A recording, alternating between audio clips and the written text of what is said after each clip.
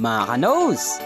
Musta? Ta, wakaton ta, kag mag-food trip sa pinakabago kag master famous coffee and all-day breakfast diri sa Citadines Amigo, Iloilo. I'm Drinking Nose and welcome to my vlog.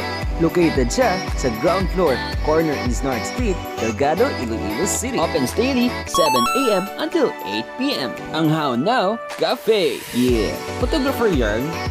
A relaxing and cool ambience with an Instagrammable murals that good for selfies or groupies. With a wide dining area that can be enjoyed by everyone. With a good view of their freshly baked breads and pastries. And they always produce new batch of different flavors of breads to choose from. Offers you excellent customer service and enjoy sightseeing of Iloilo City proper. And here's a glimpse of their menu.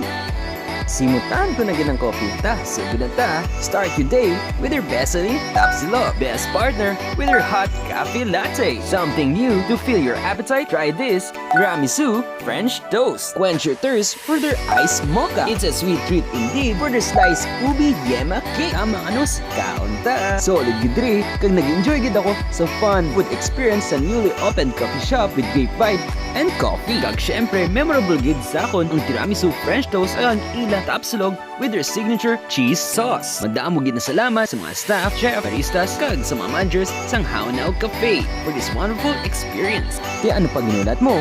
Kad na diri kag mag-enjoy. Hope you like this video. Please do like, follow all my social media platforms, And subscribe to my YouTube channel, Drinking Nose. See you again on the next travel and food trip diri sa City of Love, Iloilo City. Bye! Happy dinagyang mga kanos!